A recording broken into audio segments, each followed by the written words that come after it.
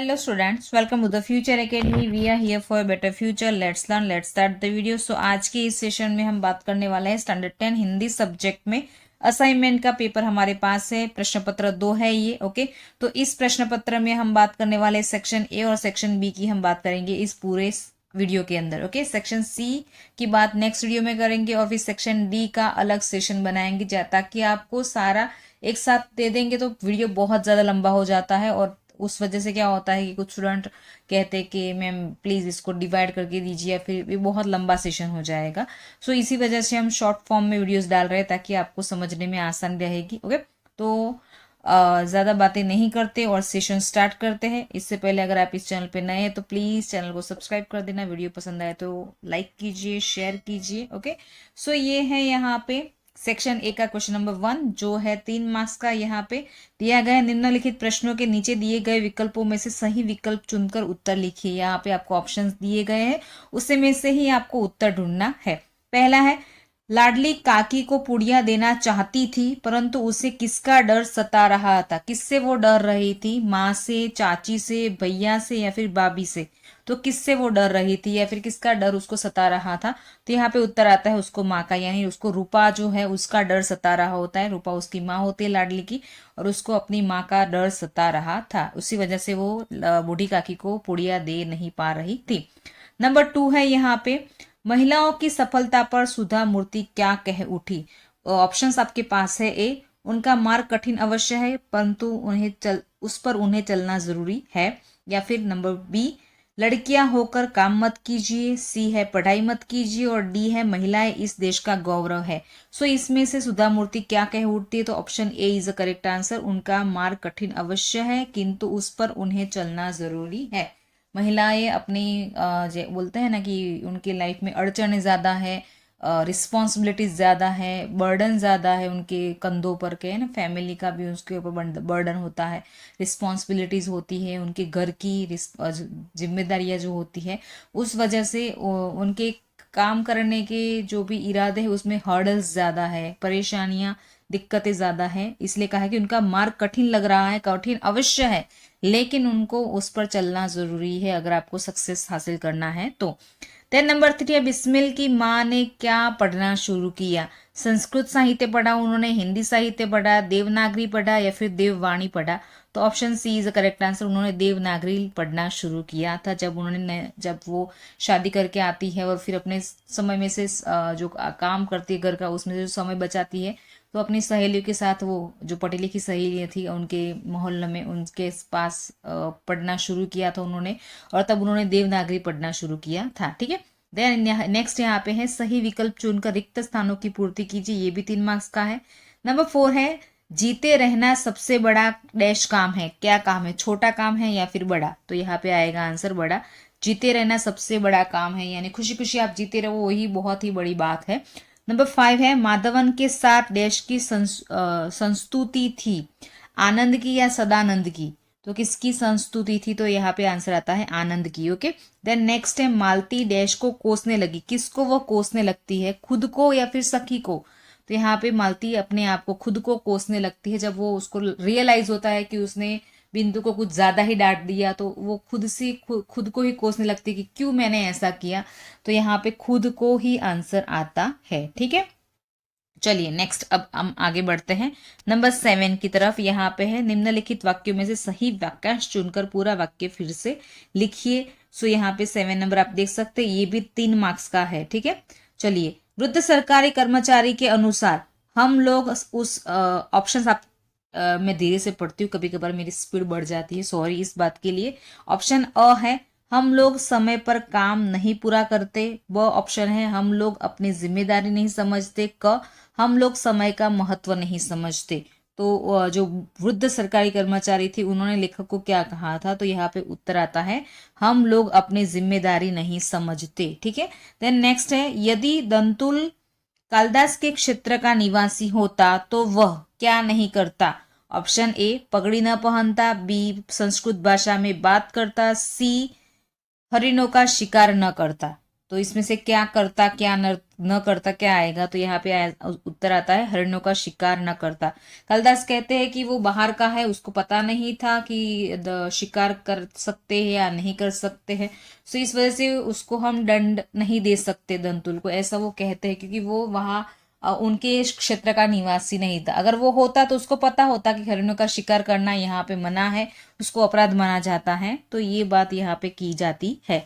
Number 9 है जो लंबा भाषण कर सकता है, ऑप्शंस आपके पास है, वह अच्छा लेखक बन सकता है, बी ऑप्शन है वह नेता बन सकता है, क ऑप्शन है उसके लिए जवाब देना बड़ा आसान होता है। तो उत्तर क ही आता है, उसके लिए जवाब देना बड़ा आसान होता है। जो लंबा भाषण दे सकता है वो इजीली प्रश्नों का उत्तर दे सकता है। ठीक है, चलिए नंबर 10 पर आगे बढ़ते हैं। नंबर 10 है निम्नलिखित प्रश्नों के एक एक वाक्य में उत्तर लिखिए। नंबर 10 है यहाँ पे बिस्मिल की एकमात्र इच्छा क्या थी, तो इसका उत्तर आप ऐसे लिख सकते हैं, बिस्मिल की एकमात्र इच्छा थी कि श्रद्धा पूर्वक अपनी माँ के चरणों की सेवा करके अपने जीवन को सफल बनाने की। ओके, उनकी क्या इच्छा थी कि एक बार उनको मौका मिले और वो अपनी माँ की श्रद्धा पूर्वक उनके चरणों की सेवा कर सके और अपने जीवन को वो सफल बना सके। देन नंबर 11 है कूड़ा फेंकने की जगह पर नंदन और मालती को क्या दिखा, तो यहाँ पे थोड़े से काजू और थोड़ी सी किशमिश वहां पड़ी हुई दिखाई देती है उनको वहां पे। ओके, सो यही उत्तर आता है।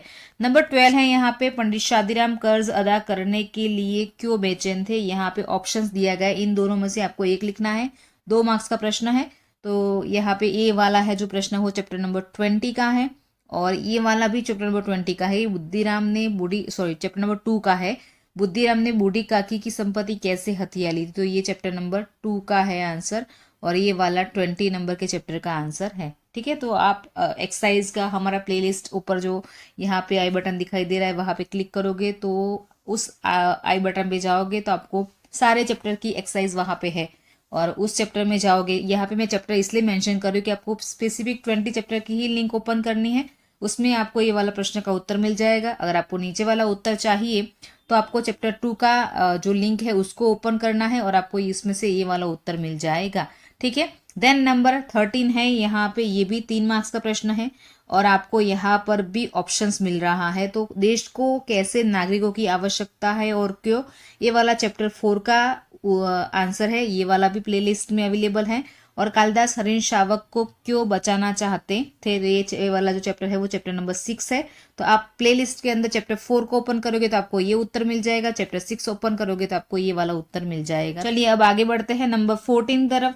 धन सुख का जादूगर भी है और शांति का डकैत भी, ऐसा कौन से चैप्टर में कहा गया है, तो चैप्टर नंबर 22, उसमें आप एक्सरसाइज में देखोगे तो आपको ये वाला उत्तर मिल जाएगा। और यह ऋण मेरे सिर से क्या कभी न उतरेगा, ये वाला चैप्टर नंबर 20 का आंसर है। तो आपको ये सारे उत्तर मिल जाएंगे प्लेलिस्ट में से।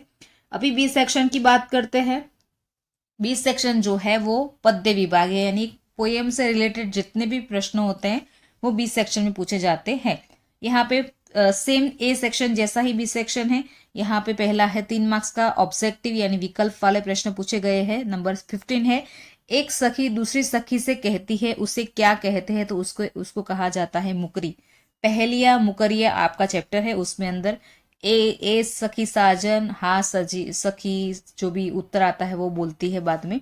तो एक सखी दूसरे सखी से कहती है उसको हम मुकरी कहते हैं। नंबर 16 है क्या लगने पर तोता फल कुतरता है, उसको क्या लगता है, प्यास लगती है तब वो फल कुतरने लगता है, बीमारी लगती है तब, भूख लगती है तब, या फिर जकड़न लगती है तब वो फल कुतरने लगता है। तो यहाँ पे आता है भूख, जब उसको भूख लगती है तोते को वो फल कुतरने लगता है, फल को खाने लगता है। नंबर 17 है भौरों की गुनगुनाहट में किसकी मधुर स्वर सुनाई देती है, बांसुरी की, शहनाई की, तबला की या सारंगी की, तो यहाँ पे उत्तर आता है शहनाई की स्वर सुनाई देती है। ठीक है, देन नेक्स्ट यहाँ पे है सही विकल्प को चुनकर रिक्त स्थानों की पूर्ति कीजिए, ये भी 3 मार्क्स का है। शिकारी का बाण डैश था, कैसा था, विष बुझा था या फिर आग बुझा, तो विष बुझा आंसर आता है, जहरीला बाण था शिकारी का और उस वजह से पेड़ धीरे धीरे सूखने लगता है। नंबर 19 है कवि ने नावों की नगरी किसे कहा है, गुलमर्ग को या फिर कश्मीर को, तो कश्मीर को, ऑब्वियसली कश्मीर को नावों की नगरी कहा जाता है। वहां पे नाव में घर बने हुए हैं और नाव में से ही क्या बोलते हैं वो, सब लोग चीज़ें लेने के लिए जाते हैं, लेकर आते हैं। तो यहाँ पे कश्मीर को नावों की नगरी कहा जाता है। और नंबर 20 है, गोपी गले में किसकी माला पहनना चाहती है, मोती की या गुंजों की? तो उत्तर आता है वो गुंजों की माला पहनना चाहती है। आई होप कि आपको यहाँ तक समझ में आ गया होगा। नेक्स्ट यहाँ पे निम्नलिखित वाक्यों में से सही वाक्यांश चुनकर वाक्य फिर से लिखिए। यहाँ पे ये भी 3 मार्क्स का प्रश्न है। नंबर 21 है, आजकल के साधु के सामने कोई तर्क करने आए तो वो क्या करते हैं? ऑप्शंस आपके पास है। ए, अपने को ज्ञानी सिद्ध करते हैं। बी, अपनी झोपड़ी में प्रवेश नहीं करने देते हैं। सी, अपनी पोल न खुल जाए इसलिए मौन रहते हैं। तो ये वाला उत्तर सही है कि वो अपनी पोल न खुल जाए इस वजह से मौन रहते हैं, कुछ भी बोलते नहीं है। ठीक है। देन नेक्स्ट यहाँ पे जनशक्ति की चेतना द्वारा भारत में क्या कर सकते हैं हम? ऑप्शन ए है, आबादी कम हो सकती है, शक्ति आ सकती है, या फिर नवचेतना आ सकती है। तो यहाँ पे उत्तर आता है नवचेतना आ सकती है। जनशक्ति की चेतना द्वारा भारत में नवचेतना आ सकती है। ठीक है। देन नेक्स्ट यहाँ पे है नंबर 23, हमारे देश में सावित्री और राधा जैसी महान नारियां हुई थी। ऑप्शंस ए, जिनकी आभा सुनहरी है। बी, जिनकी आभा से मानव जाति अलौकिक है। और ऑप्शन क है, जिनका बहुत प्रभाव है। तो यहाँ पे उत्तर आता है ब ऑप्शन, कि हमारे देश में सावित्री और राधा जैसी महान नारियां हुई थी जिनकी आभा से मानव जाति अलौकिक है। ठीक है। देन नेक्स्ट यहाँ पे है नंबर 24, भारत का अस्तित्व कब से है? तो यहाँ पे उत्तर आता है नव सृजन के स्वप्न जागे थे तब से भारत का अस्तित्व है। नंबर 25, लोमड़ी क्या देख रही थी? तो उसका उत्तर आता है लोमड़ी खेत में कुत्ते को खहरे का पीछा करते हुए तथा खहरे का बिहड़ वन में छिप जाना और कुत्ते का इधर उधर सूंघकर वापस जाना देख रही थी। जब वो कुत्ता खर्रे के पीछे भागता है तो उन दोनों के बीच में जो दौड़ चलती है वह लोमड़ी देख रही थी। फिर जो खरा था वो बिहड़ वन में छिप जाता है और उसके बाद कुत्ता इधर उधर सूंघता है और फिर वहां से निकल जाता है। तो ये सब चीजें लोमड़ी वहां खड़ी होकर देख रही थी। ठीक है। देन नेक्स्ट है 26 नंबर, जो है निम्नलिखित प्रश्नों के उत्तर 2-3 वाक्यों में लिखिए। 2 मार्क्स का प्रश्न है। यहाँ पे भी आपको एक अथवा यानी ऑप्शंस में एक वाला प्रश्न मिल जाता है। ऑप्शन में जो प्रश्न मिलता है तो आप इन दोनों में से कोई भी एक लिख सकते हैं। 26 नंबर है, मीरा इस भवसागर को किस प्रकार पार करना चाहती है? तो ये वाला जो क्वेश्चन है वो चैप्टर नंबर 5 से आपका लिया गया है, तो प्लेलिस्ट में से आप देख सकते हो। वक्त किन किन उदाहरणों द्वारा प्रभु से निकटता दर्शाता है? ये चैप्टर नंबर 1 का प्रश्न है, ये भी आप वहां जाकर देख सकते हो। देन नेक्स्ट है नंबर 27, कुत्ते की सीख काव्य से क्या बोध मिलता है? तो ये वाला जो प्रश्न है वो चैप्टर नंबर है आपका 9 नंबर का चैप्टर जो है उसमें आपको ये वाला प्रश्न मिल जाएगा। और बालकृष्ण शर्मा नवीन भारत के लिए क्या कहना चाहते हैं? ये चैप्टर नंबर 11 का प्रश्न है। आप चैप्टर नंबर 11 में जाओगे तो आपको ये वाला उत्तर मिल जाएगा। लास्ट यहाँ पे है कि पंक्तियों का आशय स्पष्ट कीजिए। तो यहाँ पे है, हाथ में हो गोमुखी माला सदा हिलती रहे, नम्र ऊपर से बने भीतर छुरी चलती रहे। तो ये वाला जो काव्य पंक्ति है वो है चैप्टर नंबर 13 का और ये वाला उत्तर आपको वहां पे मिल जाएगा।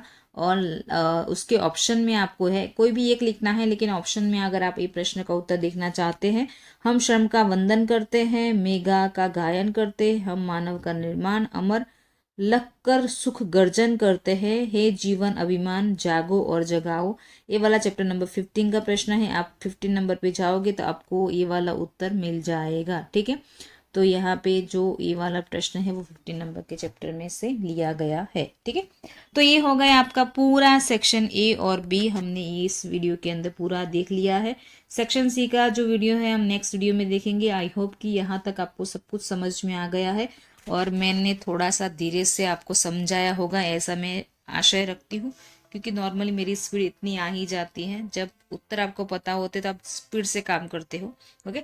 सो वीडियो पसंद आया तो प्लीज़ लाइक करिए, कमेंट सेक्शन में अपना नाम लिखिए, वीडियो कैसा लगा वो प्लीज़ लिखिए, ताकि हमें उससे अप्रिशिएशन मिलती है और काम करने में मज़ा आता है। आप शेयर कीजिए वीडियो को और चैनल को सब्सक्राइब करना मत भूलिएगा। मिलते हैं नेक्स्ट सेशन में, तब तक टेक केयर और लव यू, बाय।